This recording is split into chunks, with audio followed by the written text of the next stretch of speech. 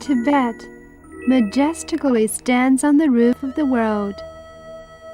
She rises to fame in the world because of her unique culture.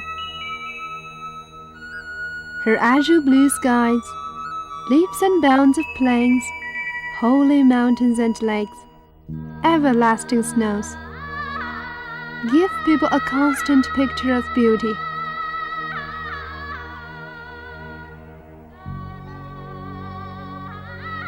Her deepest penetration of Buddhism is another source of attraction.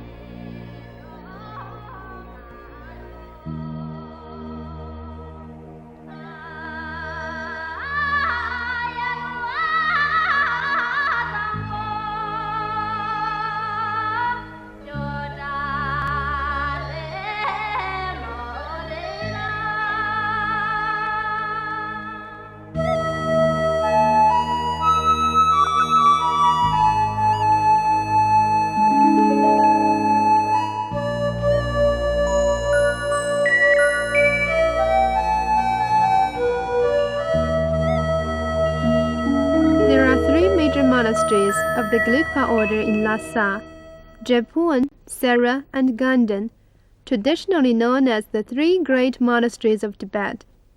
They wrote a new page in the history of Buddhism in Tibet.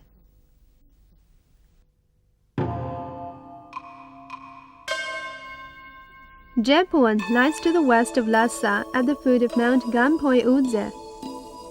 Looking into the distance, one can see a cluster of bright white buildings nestled at the brownish foot of the mountain. This monastery, built in 1416, is the greatest of the 6 great Gelugpa monasteries in our country.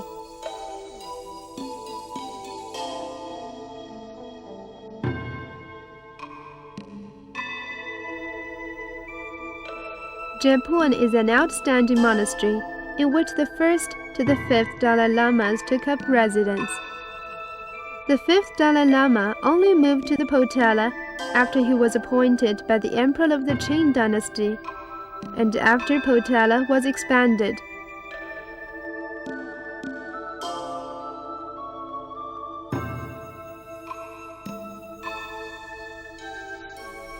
The most prominent building in the monastery is the Assembly Hall, whose massive space can be judged by its forest of pillars.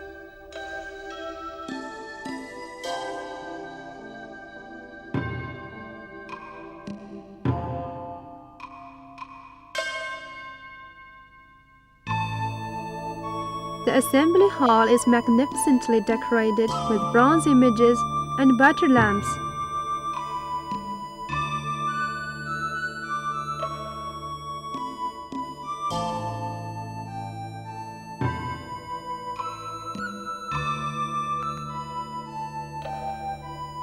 Its tankas and murals are also very exquisite.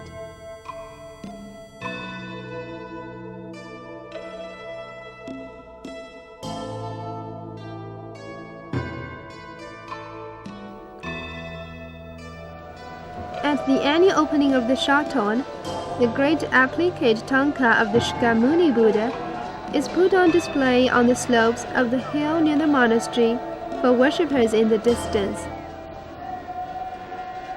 Therefore, the 30th day of the 6th lunar month is better known as Jampur Shaton.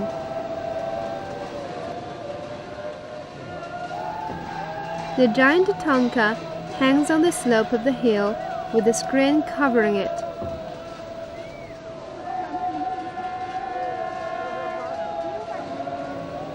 As the horizon to the east becomes red with sunrise, the screen is pulled slowly to uncover the Buddha's face.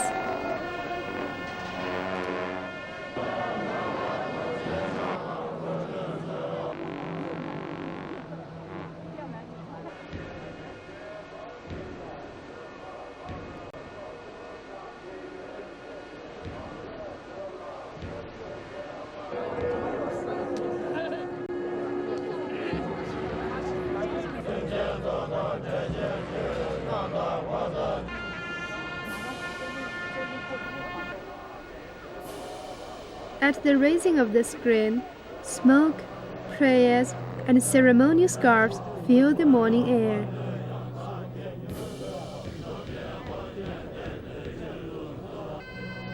People then rush to the Buddha on the giant tanka for blessing.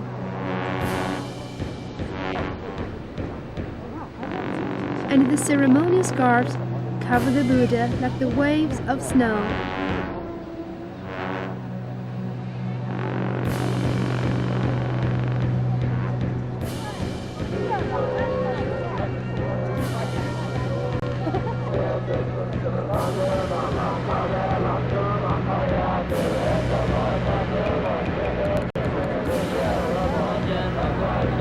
Emotions reach a peak. Worshippers in deepest belief pray to the Buddha. The screen is filled with endless streams of pilgrims.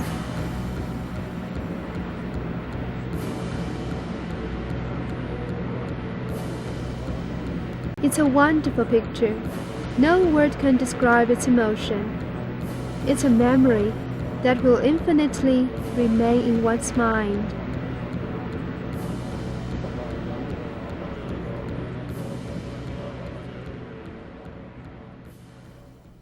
Sera is located to the north of Lhasa at the foot of a hill. Covered in willows, it is backed by a hill and it faces the river. Its lofty gold roofs glisten in the blue sky.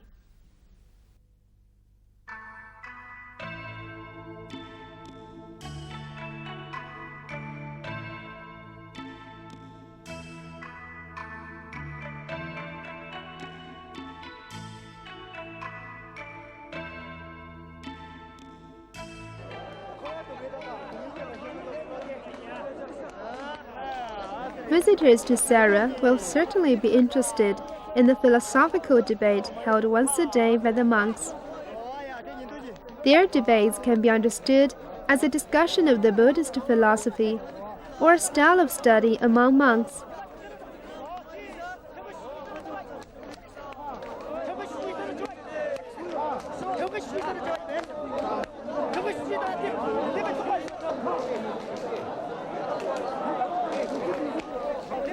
Debates emerge with the consequences of being challenged, and once started, the argument becomes hot.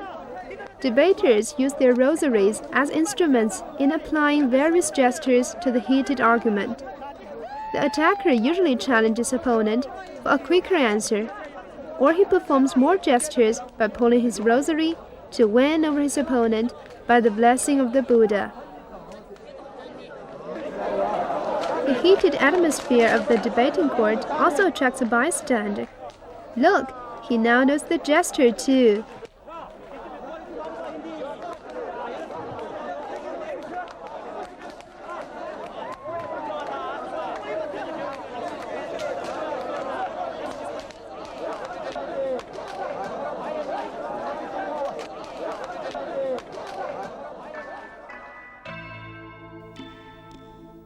Gangton is an exceptional monastery among the 6 major monasteries of the Gelugpa order. It was founded in 1409 by Tsongkhapa, the founder of the order, and thus can be considered the father monastery of the others. The mountains surrounding the monastery are tall and majestic.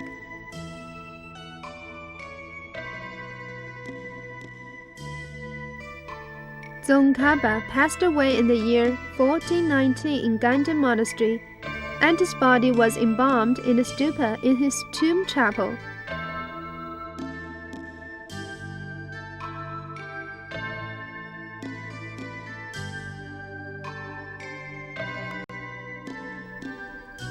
The cave, itself a famous historical spot in which Tsongkhapa did his meditation, is located to the eastern summit of the mountain.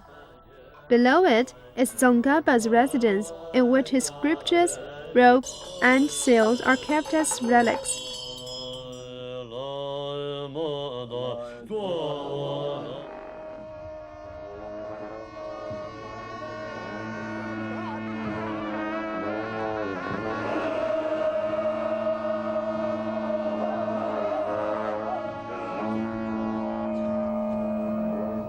In the countryside on the outskirts of Lhasa, The traditional Harvest Thanksgiving festival is maintained to this day. This is such a festival performed in the Dalon Dechin County to the west of Lhasa.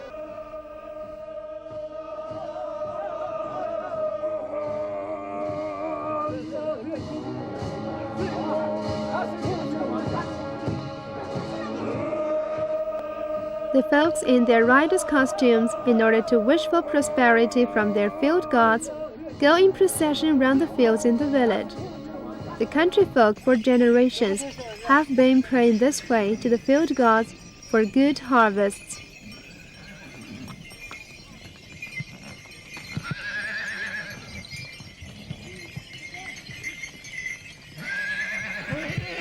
The Harvest Thanksgiving Festival in Tibetan is one kor, meaning a circumambulation round the fields.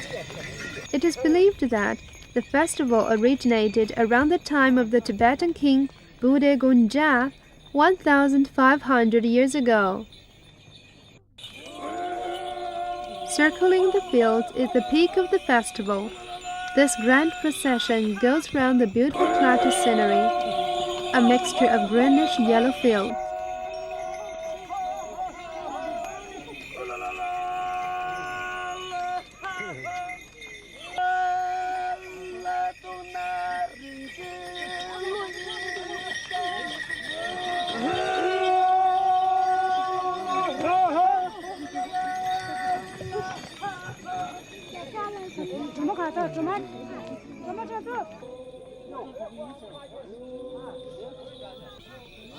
The whole village community, the old and young, gather at the edge of the village to meet the procession's return with toasts of the barley beer amid burning incense.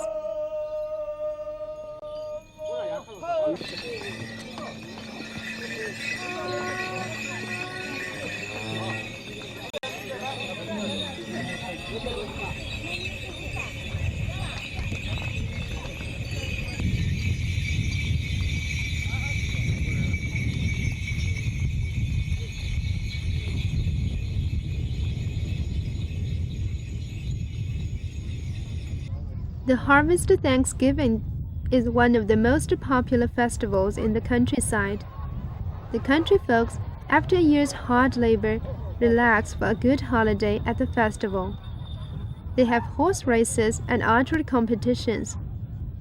When the day is over, the night is passed with song and dance to enhance the enjoyment of the festival.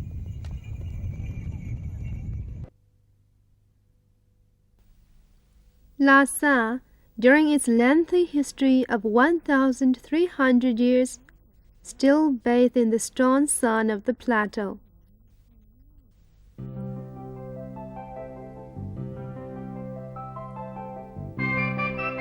And the Potala still stands as lofty as ever, while on the other side, modern buildings are likewise shooting up one after another.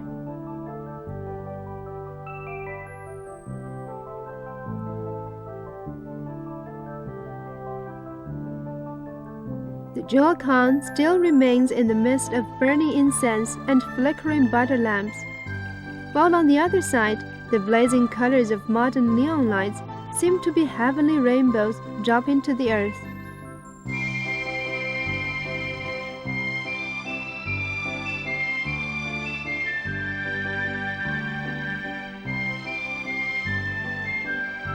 The ancient bar core remains ancient, while on the other side, its surroundings are changing into lively business centers.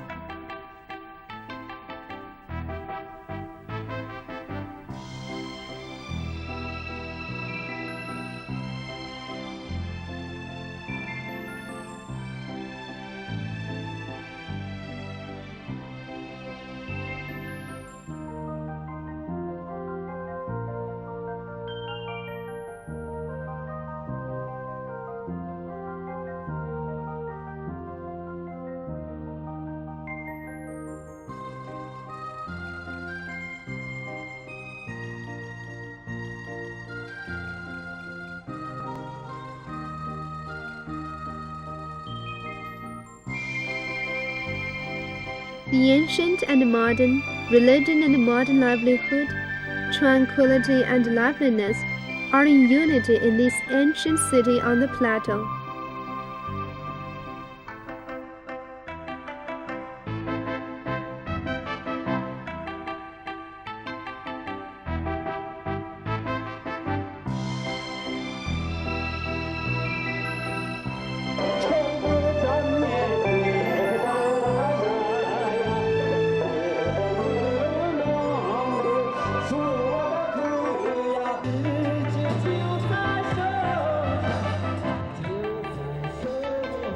Lhasa today blends herself well in her ancient simplicity with modern fascinations.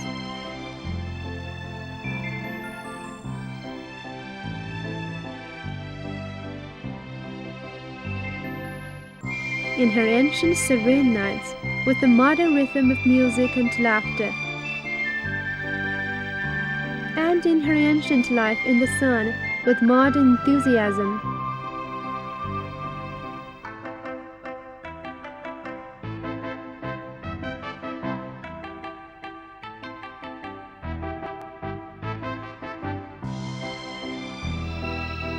Thus, Lhasa, the land of gods, but so many pretty memories, so many regretful partings, deeply remains in one's memory.